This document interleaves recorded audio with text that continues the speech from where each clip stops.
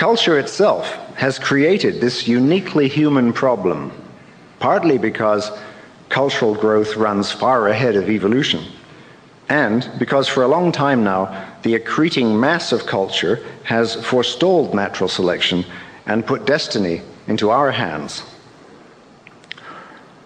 "I will tell you what a man is," wrote William Golding in his 1956 novel Pincher Martin, which, though set during the Second World War, continues the meditation on humanity that he began in his Stone Age novel, The Inheritors. "He is a freak, an ejected fetus robbed of his natural development, thrown out in the world with a naked covering of parchment, with too little room for his teeth and a soft, bulging skull like a bubble. But nature stirs a pudding there."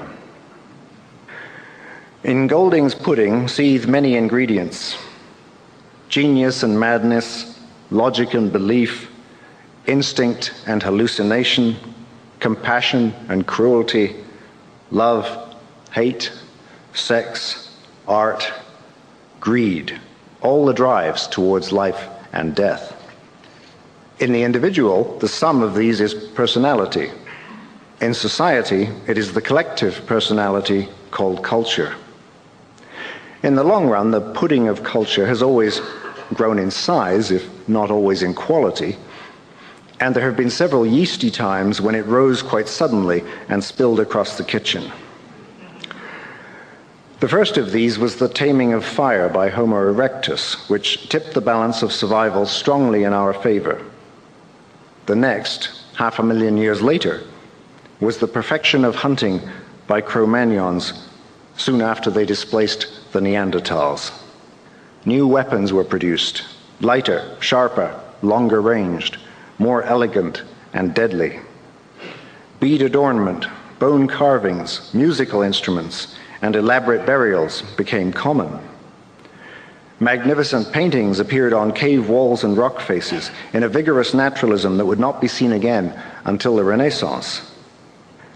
Many of these things had already been done on a small scale by Neanderthals and earlier Cro-Magnons.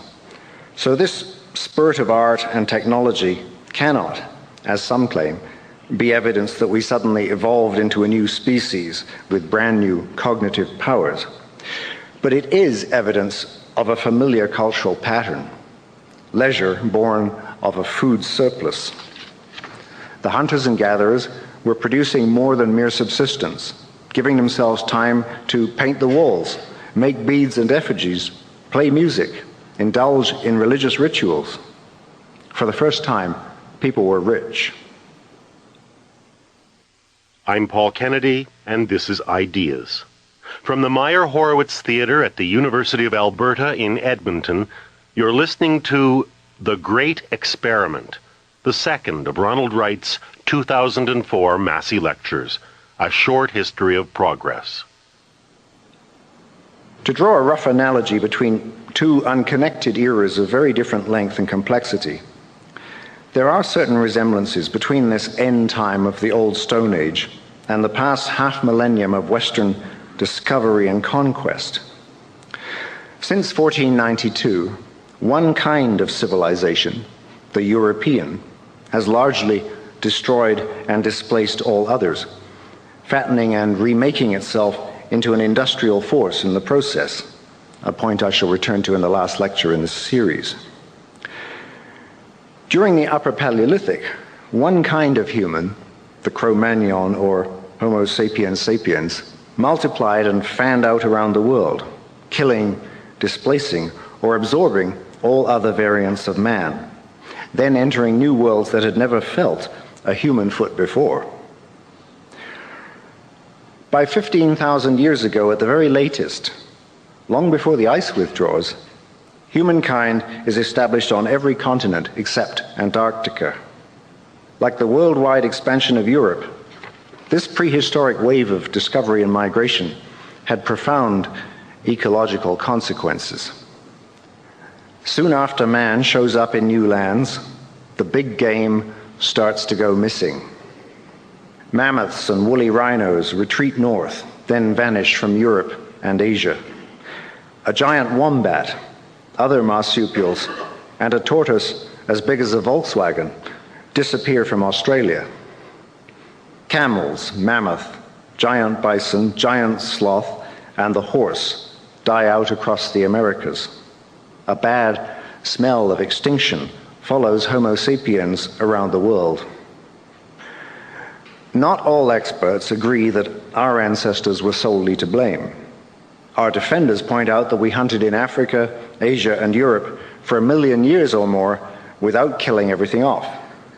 That many of these extinctions coincide with climatic upheavals, that the end of the Ice Age may have come so swiftly that big animals couldn't adapt or migrate.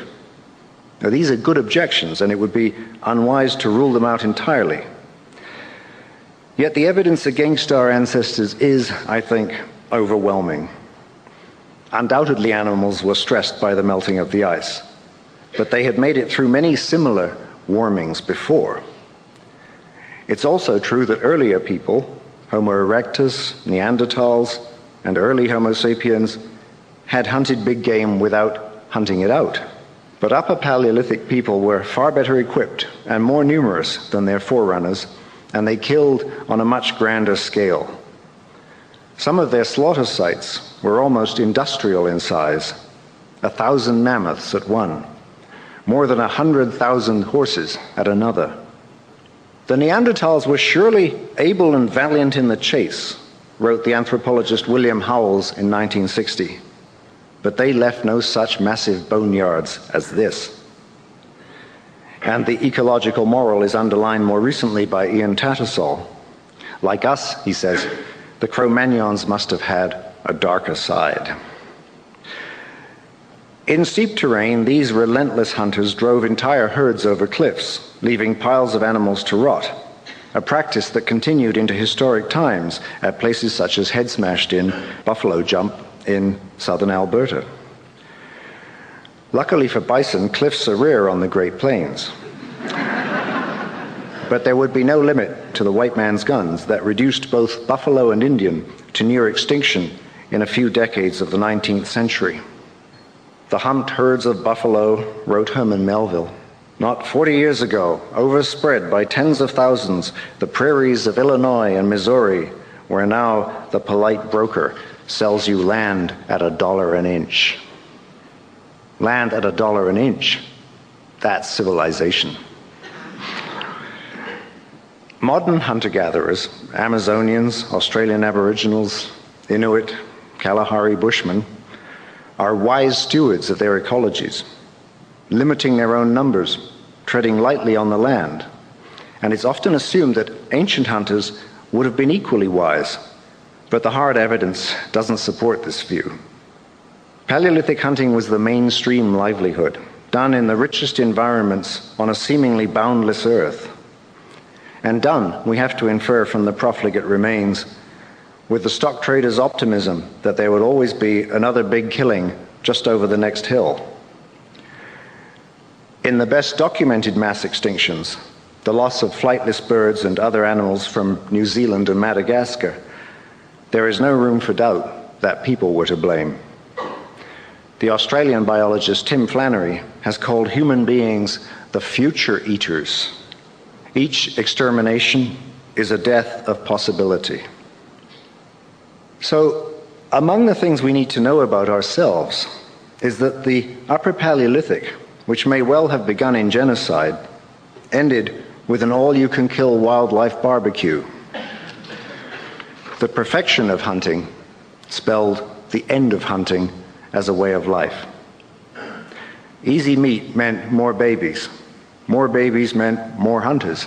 More hunters, sooner or later, meant less game. Most of the great human migrations across the world at this time must have been driven by want, as we bankrupted the land with our movable feasts. The archaeology of Western Europe during the final millennia of the Paleolithic shows the grand lifestyle of the Cro-Magnons falling away. Their cave painting falters and stops. Sculptures and carvings become rare. The flint blades grow smaller and smaller. Instead of killing mammoth, they're shooting rabbits.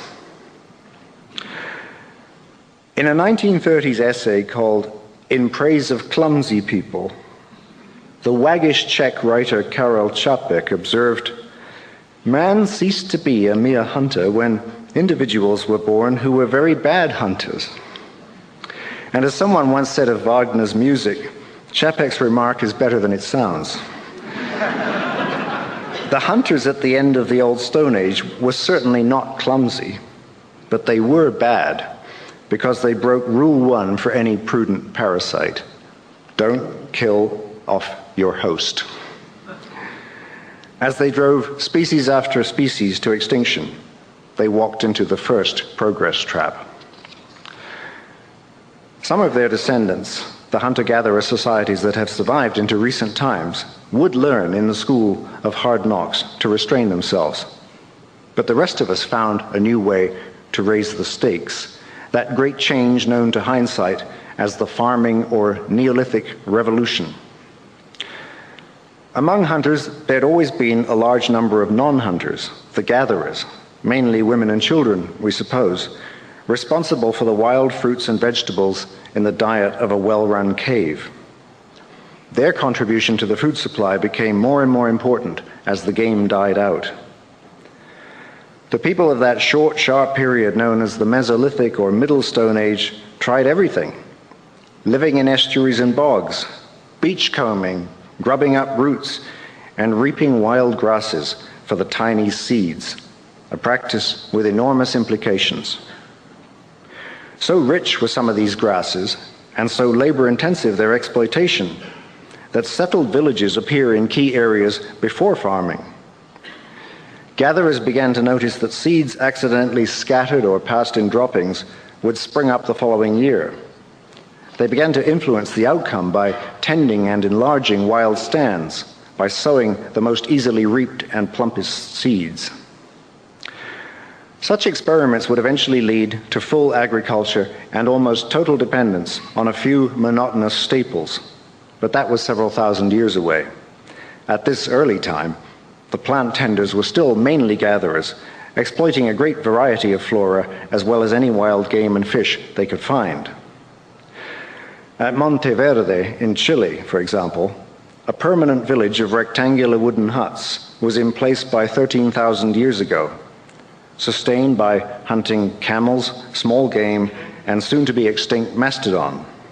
But the remains also include many wild vegetables, not least potato peelings. Although Monteverde is one of the earliest human sites anywhere in the Americas, it shows a mature and intimate knowledge of local plants, several of which would eventually become the founding crops of Andean civilization.